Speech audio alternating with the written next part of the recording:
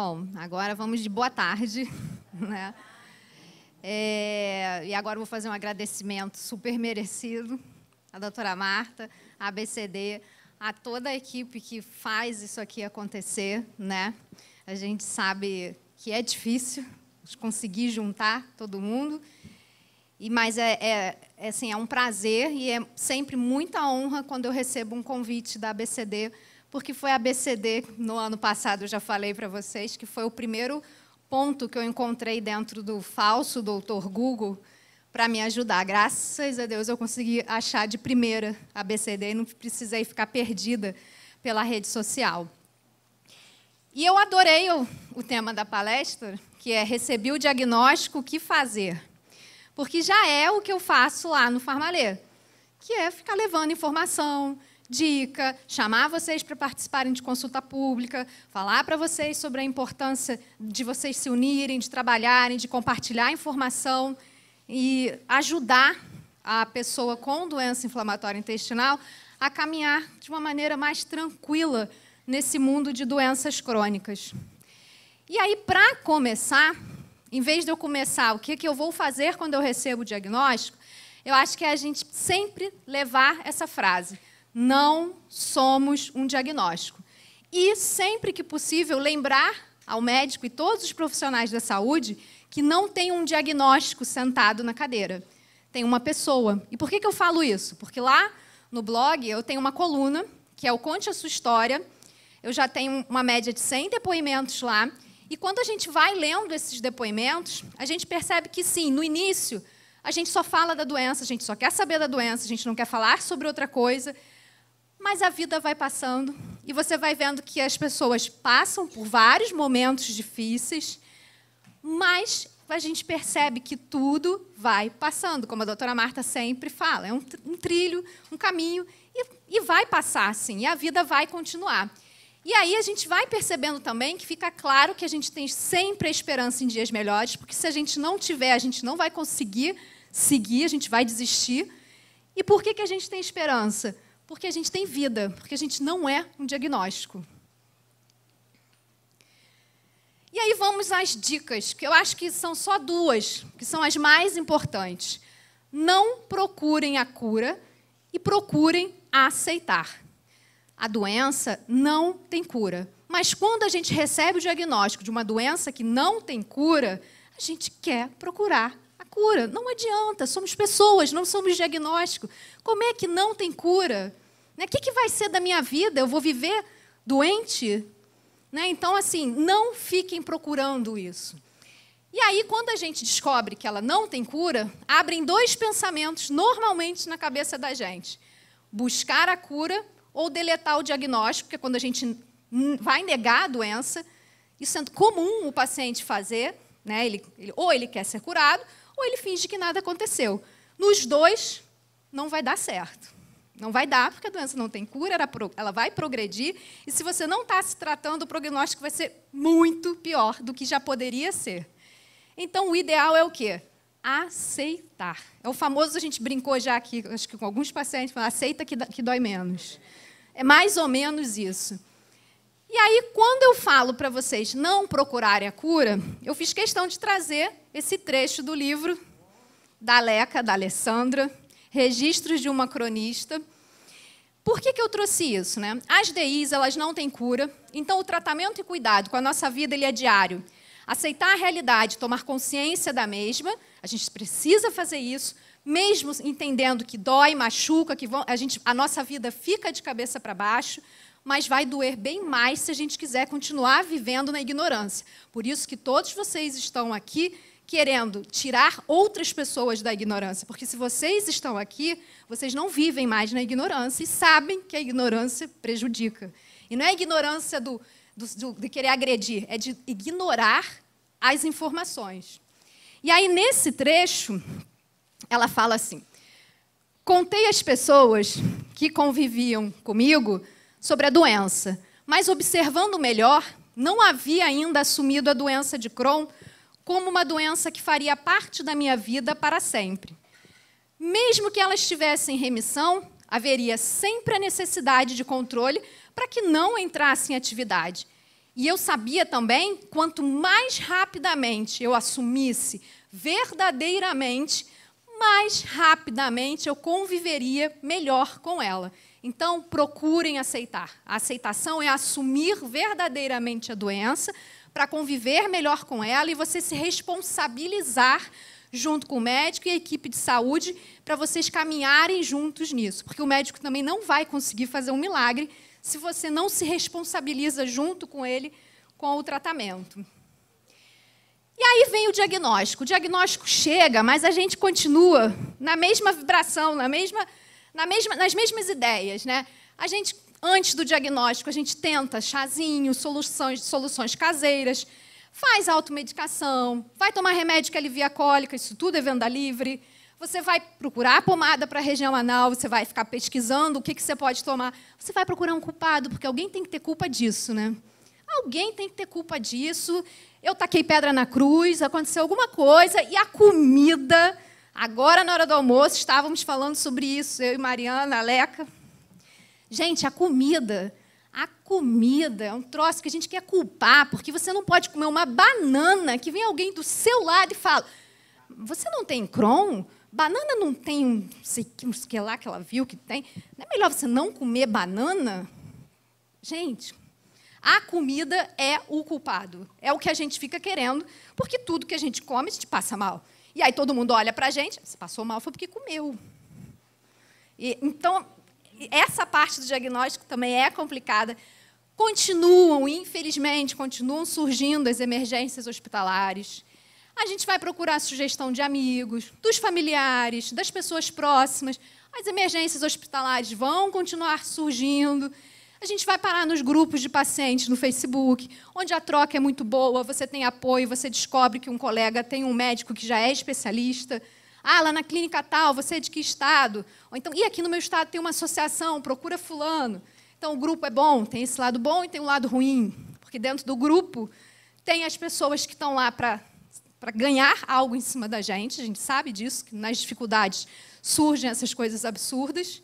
E tem os pacientes, aqueles que ainda acham que têm a cura, trazem coisas que acabam iludindo a gente, porque a gente quer a cura, principalmente no início do diagnóstico, né? Então, assim, lá no site da BCD tem material, já falei isso várias vezes, que vocês podem baixar. E tem essa cartilha que é exatamente sobre o diagnóstico e o tratamento. E aí lá, dentro da cartilha, tem essa dica. Onde eu vou fazer o tratamento? Onde eu começo? O que eu tenho que procurar? Eu vejo paciente perguntando, qual médico que eu tenho que ir? Né? Então, ó, você vai precisar de um especialista em doença gastrointestinal ou gastroenterologista para te ajudar a fazer o diagnóstico. E se ele já tiver experiência, for um especialista, você vai iniciar o tratamento. Suspeitou, já saiu o diagnóstico, DI, retocolite, Crohn, fechou. Aí você vai procurar esse especialista em DI. Aí onde vocês acham isso? A doutora Marta já falou que tem, agora está lá no site do GEDIB, tem todos os especialistas ali no Brasil todo. E aí, blog usa a hashtag, né? Rede social a gente usa a hashtag, né? E a hashtag serve para quê? Quando você clica nela, ela é como se fosse um livrinho com todas as informações referentes àquilo ali. Informação é tratamento, por exemplo. Então, assim, a gente tem que ter cuidado com o que a gente busca de informação e o que a gente encontra na rede social. As informações têm que vir de sites seguros. A gente já sabe que tem a BCD, tem no GEDIB, o GEDIB tem uma parte médica, uma parte de profissional de saúde, tem uma parte para o público. Nas associações de pacientes, nas universidades, nos hospitais, o que o seu médico indicar, pede a ele se ele tem uma fonte para te indicar. Às vezes, ele tem no consultório material da BCD. Né? Eu já vi vários pacientes saindo já do consultório com material. Lembrando que a sua melhor fonte de consulta devem ser os profissionais que cuidam de você. Os blogs e grupos são legais, mas é o que eu falei, a gente tem que aprender a filtrar. Aquela informação ali que você achou que é bacana, leva para o médico, mesmo que seja só um chá, só uma pomada, leva para ele, porque você está tomando vários medicamentos, de repente aquele medicamentozinho ele vai interagir com outro que você já estava tomando e o seu médico não sabe. Ele acha que simplesmente a doença não está respondendo. E, às vezes, você está tomando alguma coisa que está atrapalhando.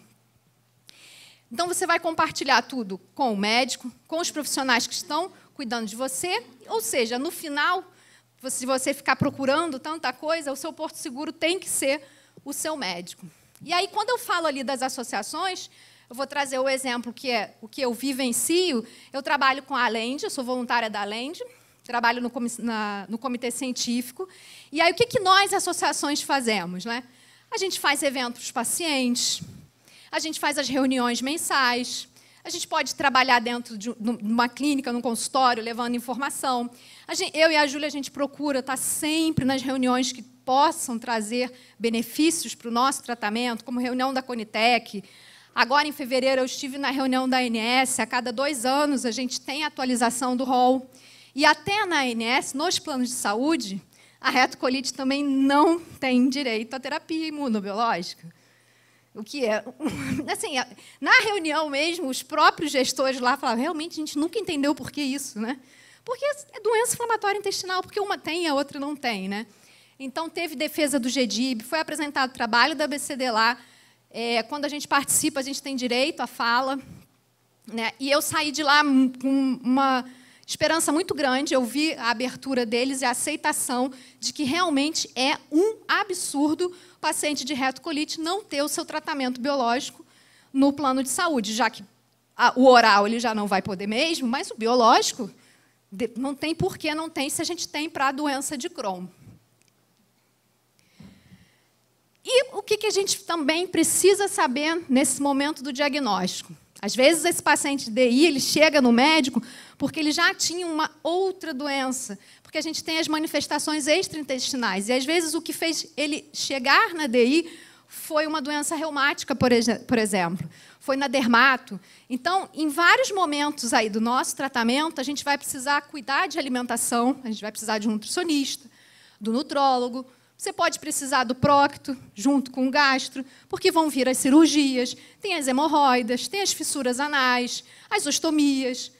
Nas manifestações extraintestinais, a gente tem na reumato, o dentista, o dermato, hepatologista. Eu mesma já estou no reumato, já usei oftalmo e já usei dentista. Dermato ainda não, hepato também ainda não. E a gente vai precisar muito de terapia.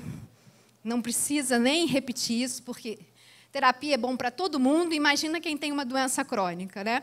Então, você vai precisar da ajuda do psicólogo, de um psiquiatra.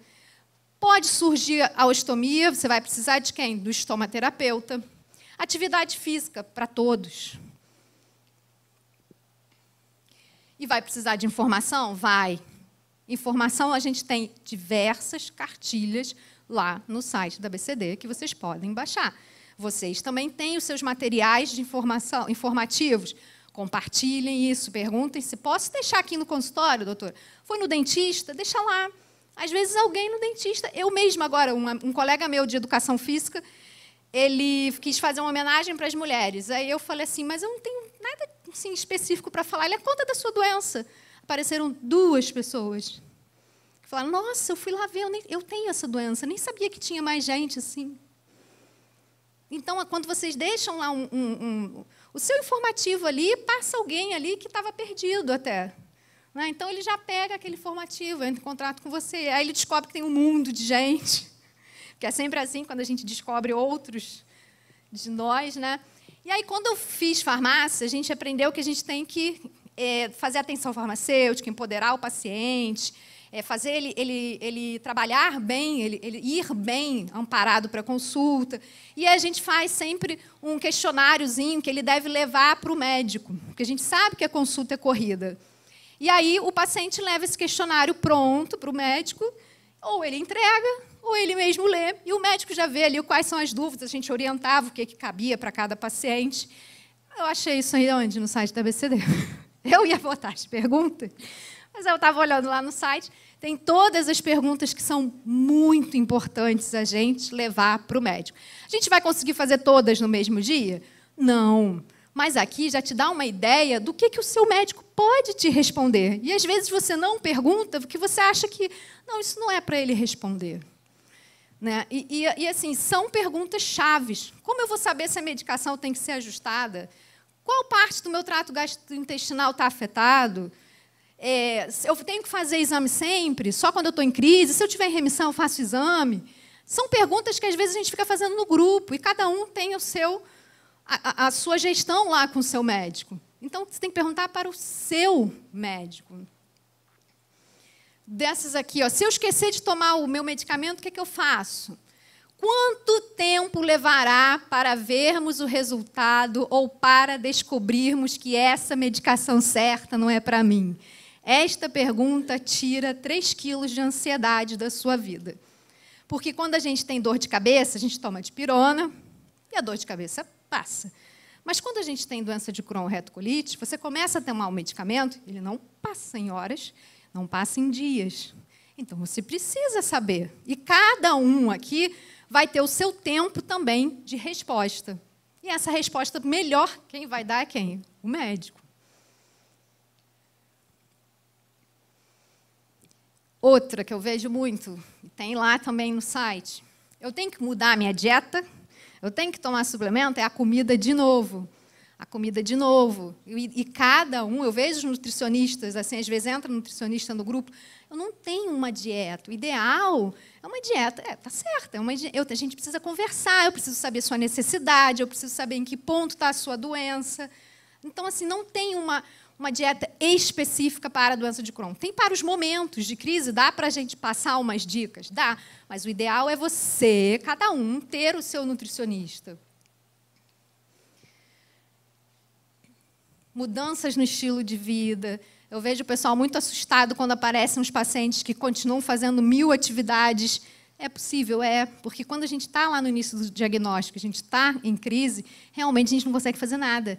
E aí você vê aquele cara lá, ele não está doido, não, é porque ele está bem, ele seguiu bem, deu certo o tratamento com ele, e ele pode, todos nós vamos poder voltar à vida normal, sempre mantendo o quê? Que as pessoas costumam dizer, normal não. Você vai manter seu tratamento, você vai manter a sua medicação. Por que eu digo normal? A gente não tem que comer todo dia?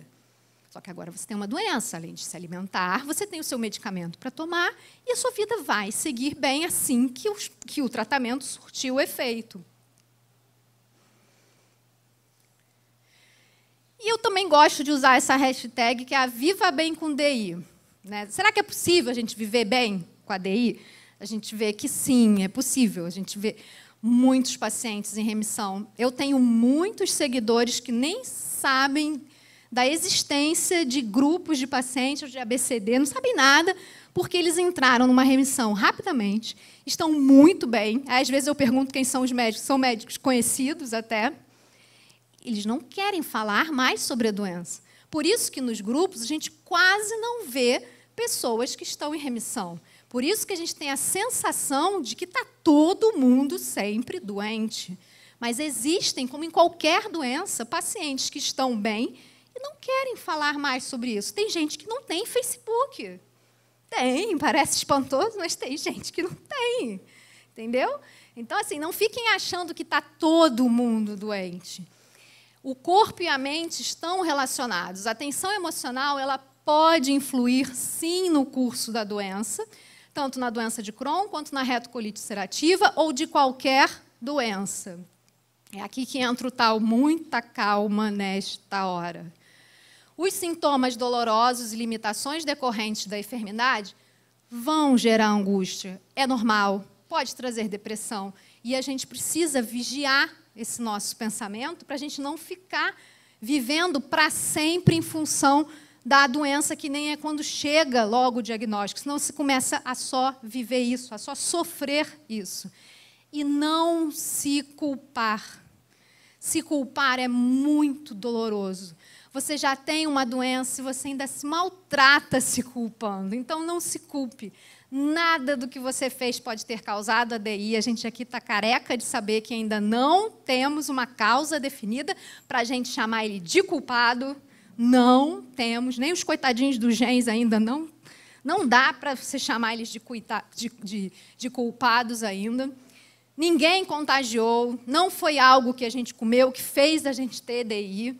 E não tem causa definida. E aí eu uso também essa daí, porque eu adoro ver os textos de autoajuda, de parte de terapia, que sempre trazem muita coisa boa no momento que a gente está precisando. Não é porque eu estou bem que eu não tenho os meus momentos de tristeza. Eu gostaria muito de não ter a doença de Crohn. Eu ainda tenho muito esse pensamento, né, que a pessoa fala, eu sou muito grata à minha doença, eu ainda não consigo ser grata a ela. Né? Eu tenho também os meus impasses com a minha doença. Então, assim, acho que todos nós vamos precisar, de algum momento, de ler, de ouvir palavras que nos deem força, de encontrar um terapeuta para trabalhar isso na cabeça da gente. E aí eu trouxe um dado muito pontual, que eu não me lembro em que ano foi, mas tem pouco tempo isso, que foi um estardalhaço, que o pessoal saiu em tudo quanto era revista. Todas as revistas têm essa mesma notícia, que foi uma pesquisa da Escola de Saúde da Universidade de Harvard, que eles identificaram que o estresse psicológico tem sido relacionado ao aumento de frequência cardíaca e pressão arterial. Altas alterações no fluxo sanguíneo, afirmam os cientistas da pesquisa, que elas podem estimular as respostas inflamatórias. A gente já está com o organismo inflamado, a gente já tem uma doença inflamatória, e a gente ainda traz mais inflamação para dentro do organismo. E é claro que isso aí não vai dar certo. O estresse, ele prejudica a saúde física e mental. Então, assim, dentro desse momento do diagnóstico, eu podia ter trago para vocês como eu pego o meu remédio no PCDT, né, coisas assim práticas. Mas são coisas práticas que eu sabia que a gente já veria aqui nas palestras, são coisas práticas que nós aqui, como representantes de associação, com certeza temos esses PCDTs, essas informações, e a gente precisa divulgar isso, que, por incrível que pareça, tem paciente que não sabe absolutamente nada. Ele não entende por que ele tem só X medicamento na farmácia e não tem os outros. Parece cansativo, mas a gente precisa, ele chegou ali agora. Então, a gente precisa sempre ter paciência com esse paciente que ainda não sabe nada. E aí eu preferi trazer para vocês o famoso calma, né? Muita calma nessa hora. Eu recebi o diagnóstico, o que eu posso fazer para me acalmar? O que eu faço para me acalmar? O que eu aprendi com outros pacientes que eles fazem para se acalmar? Eu peguei esse tipo de exercício dentro da Sociedade Brasileira de Diabetes, doença crônica. Dentro do site deles, eles têm um passo a passo bem grande de como você gerenciar aceitação, estresse, depressão, o momento de você procurar, né, o seu terapeuta. E eu achei legal isso aqui para a gente. Registre o que tem deixado você com raiva durante o dia, revolta, tristeza. Vejam bem, são todos sentimentos que causam, trazem intranquilidade para o pensamento da gente. A gente já está tendo que lidar com as informações da doença. A gente ainda vai ter que gerenciar tudo isso de pessoas que nos tratam mal, que não entendem a nossa doença. Não vai ser fácil mesmo. E aí vamos revisar o que aconteceu durante aquele dia, o que ficou de sentimento da gente, o que a gente pensou sobre aquilo. Provavelmente a maioria fica remoendo os sentimentos, porque eu também fico, durante dias ou vários dias, e remoer sentimento é muito ruim. Lembra do estresse, da inflamação? Não é só, isso aqui não é só uma parte textual, isso aqui tem uma parte da bioquímica, da fisiologia dentro do nosso organismo. Por isso que lá eu trouxe aquela informação que tem na BCD e tem em vários lugares. O nosso pensamento, a nossa atividade vai influir, sim, no curso da doença. Coisas boas, a gente precisa lembrar que elas acontecem. Eu também esqueço, às vezes, eu tenho uma filha de 8 anos, e às vezes, quando chega no final do dia, eu acho que só aconteceu coisa ruim, que eu só fiz correr atrás dela e fazer ela não fazer bobagem. Mas aconteceram várias coisinhas boas. Ela fez um desenho, um coraçãozinho para mim, botou um presente dentro da mala, que ela fez um desenho, e eu esqueci disso.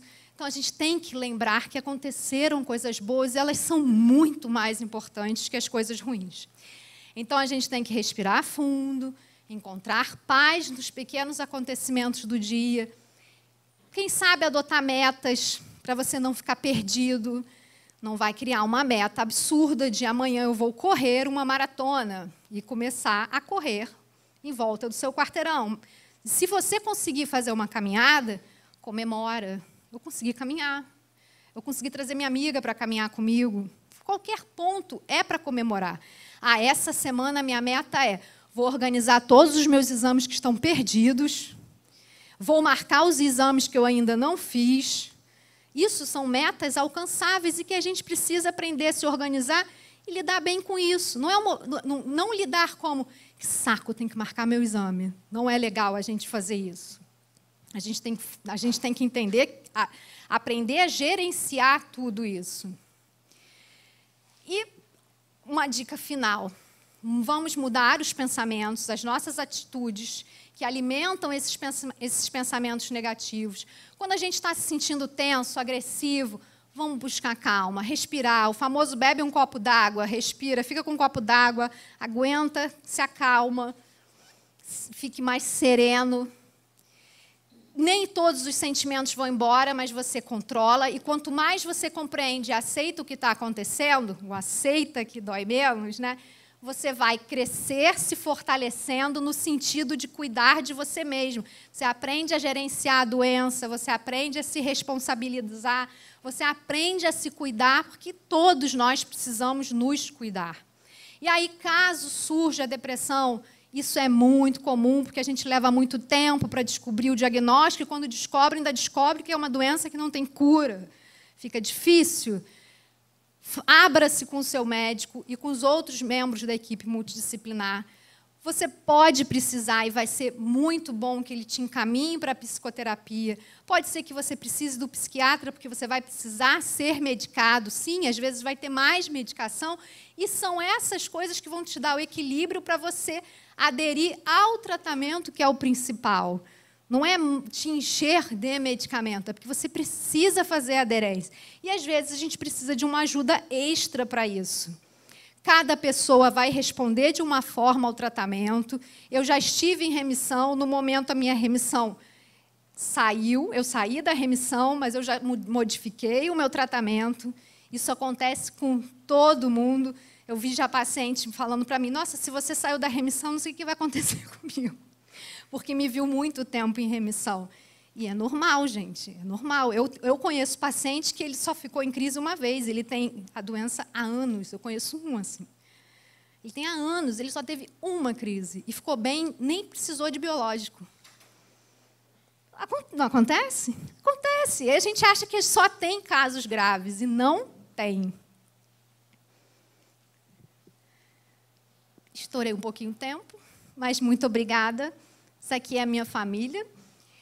E são eles que fazem e fizeram eu continuar a viver de uma maneira mais tranquila e querer viver. Porque eu entendo quando vocês perdem a esperança, porque realmente a doença maltrata a gente. Mas a gente precisa, e a gente tem sim pontos, pessoas, amigos, tem alguém para nos apoiar. Vocês aqui se apoiam. Vocês aqui se querem bem. Tá? Então, assim, não percam nunca, nunca a esperança. Obrigada, gente.